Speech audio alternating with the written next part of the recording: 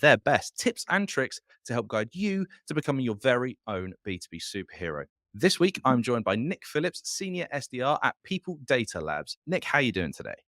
I'm doing great. Great. I'm super excited to be here. Thanks for having me. No, of course. I mean, one of the things that attracted me to get you onto the webinar, Nick, was quite apart from your expertise and your experience as an SDR. It's the fact that your LinkedIn cover photo is an array of Marvel superheroes, and I thought, well, I think our worlds are colliding here. We need B2B, we need superheroes. Bang! Here's Nick Phillips. Exactly. Yeah. It's funny because that's why I have that on my LinkedIn. It's just a kind of a conversation starter with people because There it's you go. There you boring. go. I mean, personal branding. We may even touch on personal branding at some point in this conversation. I feel we may do, but let's find out, Nick. Then let me introduce the B2B supervillain we're going up against today. We are going up against the Commitment Kraken. The Commitment Kraken is a symbolic representation of a common challenge encountered in sales environments. It embodies the reluctance or hesitation that potential clients or customers often exhibit before making commitment to purchase a product or service. This creature's tentacles represent the various factors and objections that can entangle and delay the decision making process. But fear not, because our webinar is here to equip you with techniques to charm the Commitment Kraken and lead you closer to closing that deal. So, Nick, my first question to you as we step up to take on the Commitment Kraken, then, what are the common signs that a potential client might be in the grip of the Commitment Kraken and hesitating to make a purchasing commitment? Yeah, you can definitely see the commitment Kraken reeling its head or its tentacles at you when they say that when a prospect says, "Hey, I need to speak to more people on my team," or "Thank you for sending this information, but I need to discuss this internally, and I'll get back to you." To me, like those are kind of the first tips that they're getting stuck. So then, how would you? So we've been handed that objection. What is it? What are the techniques? What sort of language are you using? What are the next questions that you bring to handle that objection?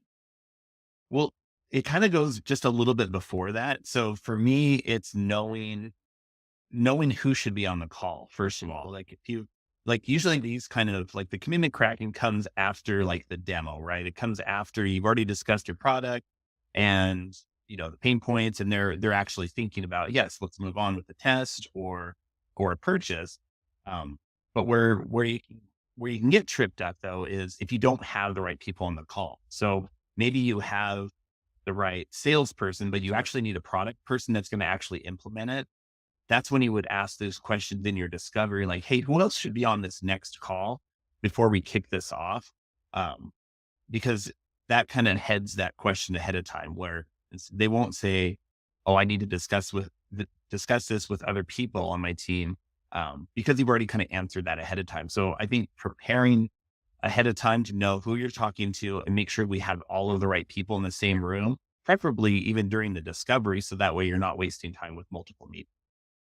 Yeah, absolutely. So you're disqualifying them right from the get go, aren't you? This is something that comes up time and again on the B2B Superpowers webinar. Is that very thing? You've got to make sure you're engaging the decision maker. Indeed, we've had several conversations and several podcasts as well. If you'd like to go and find those, the Essential B2B or the B2B Sales Playbook podcast, we have a lot of discussions on exactly that thing. Getting past the gatekeeper, but then making sure that you have the right people in the room on the call at the time with you. Um, so then let's assume then, Nick, that you've got the right person in the room. They've you've gotten around the way of say, I need to speak to higher people. Let's say we're speaking directly to the decision maker. What are the other behaviors? What are the other signals that they give off that might show that actually they're not ready to commit just yet? Some of the signals that they'll give out would be if you well, as a seller, if you don't know what their pain points are or if they haven't articulated that yet, then you haven't proven any kind of ROI. You're just kind of going through with your agenda.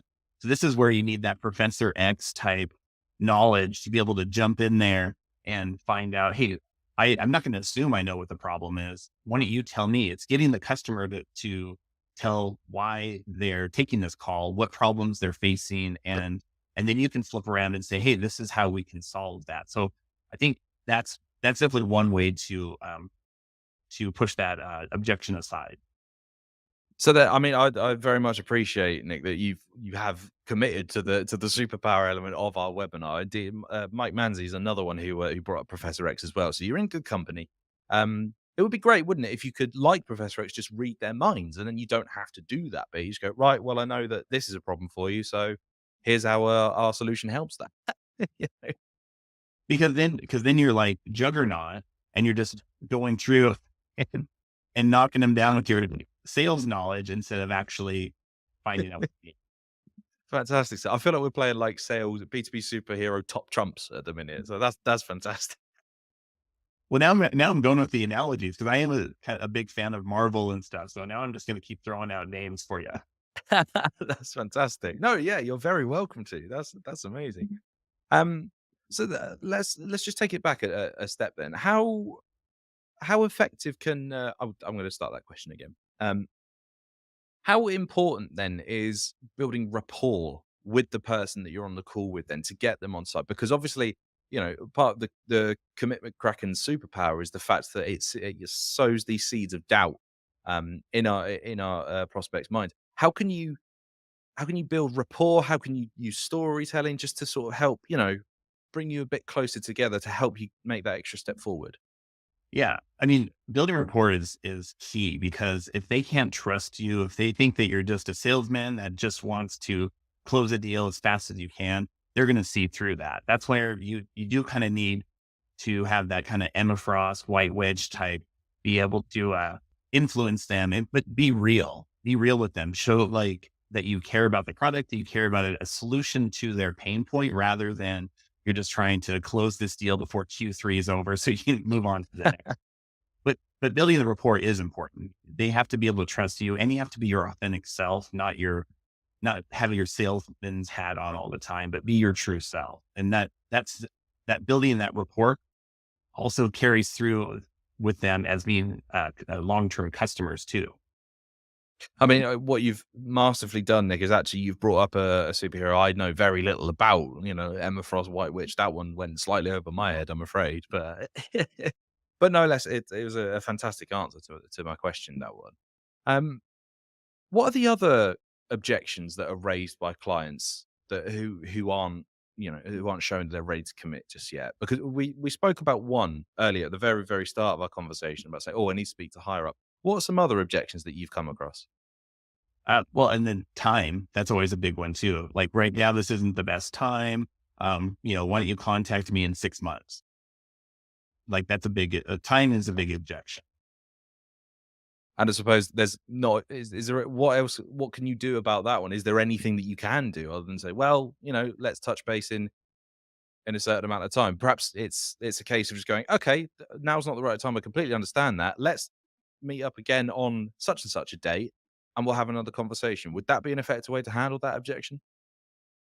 It is, but there is some better ways to do that because if you just close the door and say, absolutely agree, I'll reach out to you in 6 months, and then you can put that reminder in, and you could nurture that up until 6 months, let's say, and then book the meeting and move from there.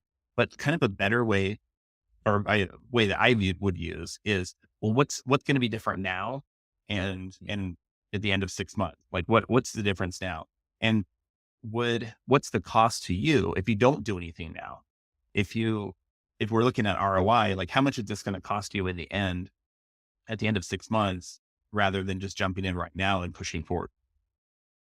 100%. No, actually, as you said that, I remembered something that I saw a little while ago. There was a video of this guy who was on a call, and he was saying, you're saying that time is the issue here, but actually, you don't need time to make a decision. You actually need information. So, what information do you not currently have that I can give you that will help you come to a decision? Is that something that you could use at all? Do you think?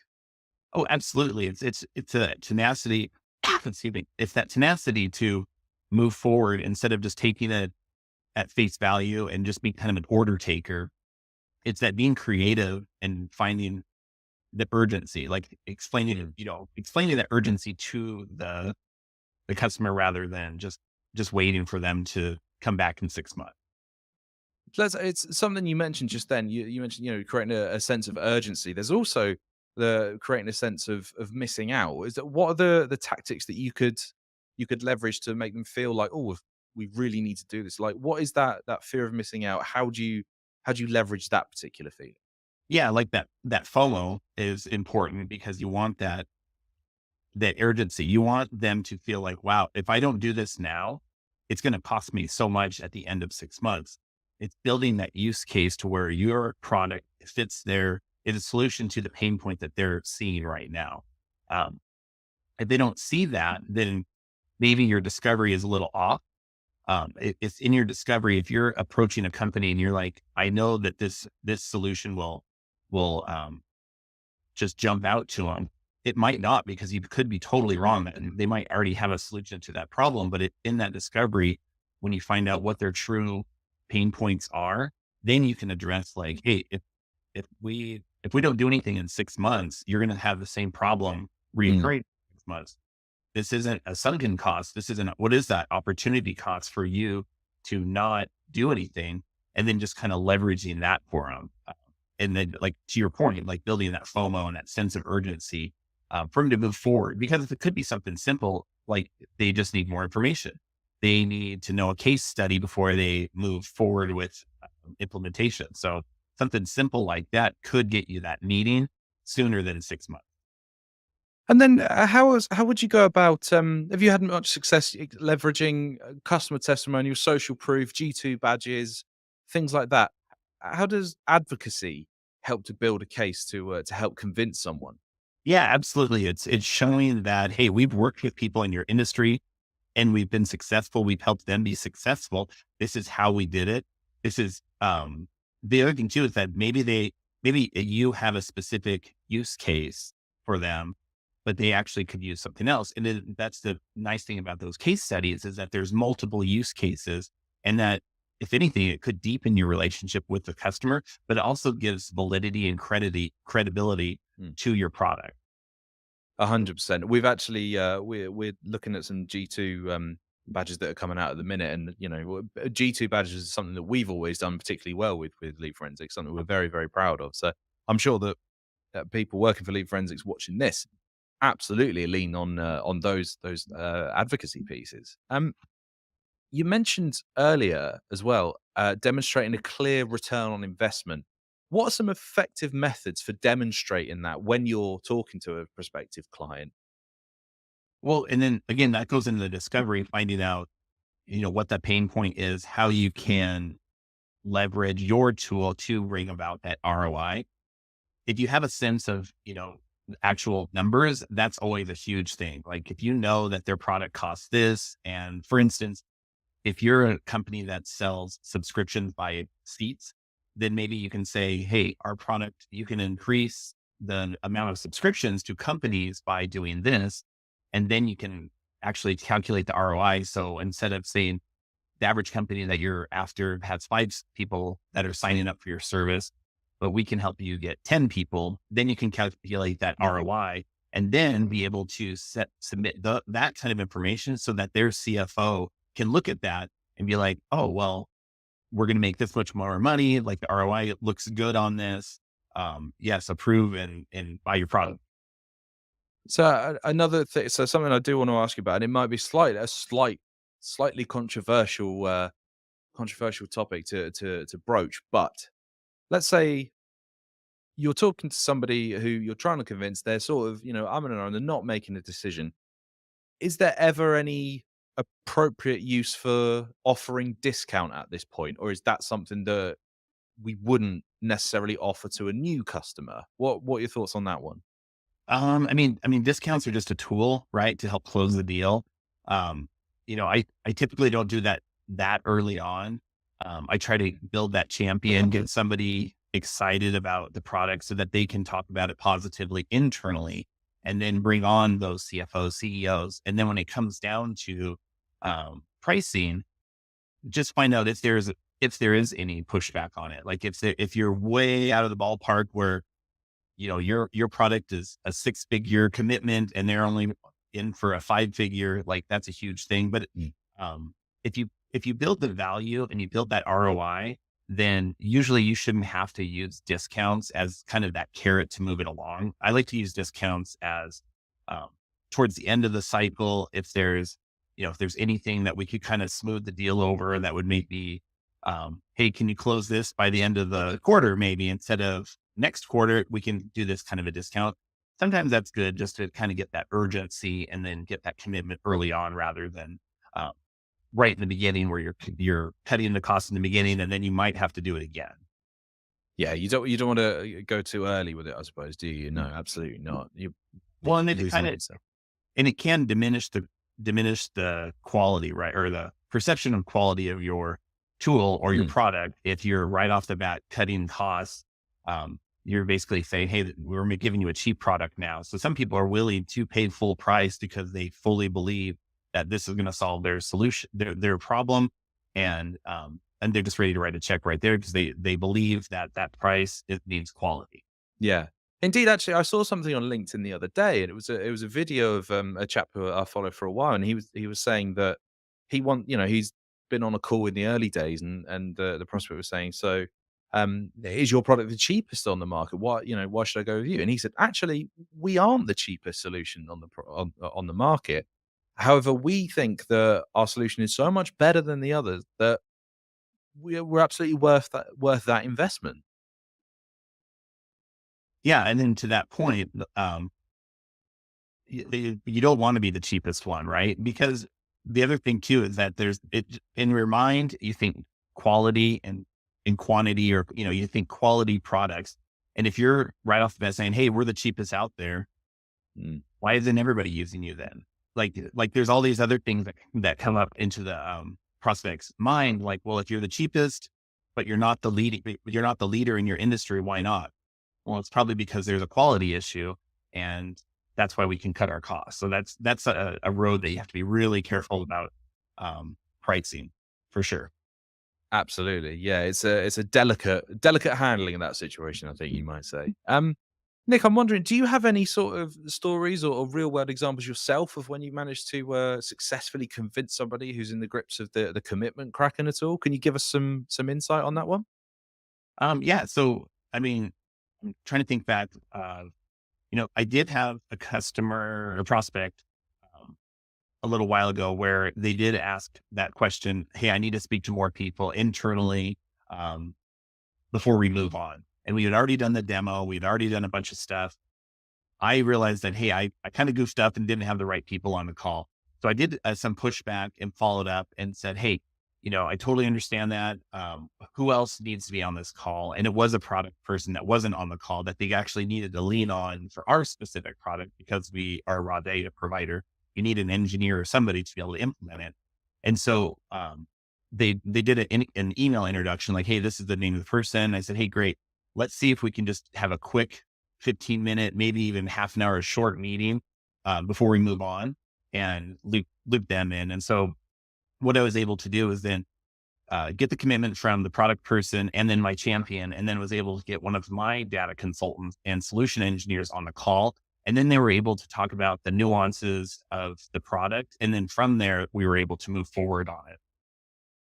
Absolutely, excellent stuff. It's like you say about having that internal sales champion is a very very powerful thing. My father actually sold software for many years, and he was saying that the number of times that they were looking at a deal and they weren't sure if they were going to go one way or the other, but then in the meeting somebody on the other side of the bench started speaking for them, literally answering their questions, the company's questions with their internal sales champion, Mhm. and they were just like, we just sat back and like helped where we needed to, and just and it worked itself out. So yeah, I'm always impressed when I hear about stories of internal sales champions. Nick, you've offered up some incredible value and insights to our audience here today. I am going to start to wrap up our conversation just now. But just before I come to you with one final question, many superheroes, as you know, Nick, have the power of invisibility. But wouldn't it be amazing if you could reveal the invisible B2B visitors to your website? Lead Forensics does exactly that. It's software which identifies visitors to your B2B website, showing you their customer journey, what links they've clicked on, what pages they've looked at, and all in real time. If you'd like to book an obligation free trial or sit a demo with us, just let me know on the poll, which is on screen now, and I will leave this up And as we come to the end of our conversation with Nick, so please feel free to click yes, please. I'd love to book a demo, love to see a trial, maybe not quite right now. If I could also ask you to click on the link to our webinar feedback survey as well, I'd love to know what you thought of this week's webinar, and we always appreciate hearing feedback. So, Nick, while our audience are making their selections here, we're going to come back to the commitment cracker one more time. If I could ask you for one golden rule, one absolute top tip when it comes to convincing the commitment kraken to everybody watching this, what is that one top tip you'd like them to take away with them today? I would say do an effective discovery call. Knowing your customer is key. If you don't know the customer's pain point or anything, it's gonna get stalled. So do that discovery, get those pain points, and then find out if there's any other decision makers that need to be on that first discovery call before you book it. And the rest will all just slot into place smoothly, I'm And sure. and you'll get nothing but closed deals. Absolutely, and that's a guarantee. Indeed. If only it were that simple, ain't it? Yes. Nick, thank you so much for sharing your B2B superpowers with us today. It's been a really fun conversation. Remember to keep an eye on Lead Forensic socials for news of our upcoming webinars, and we will see you again very, very soon. Nick, once again, thanks so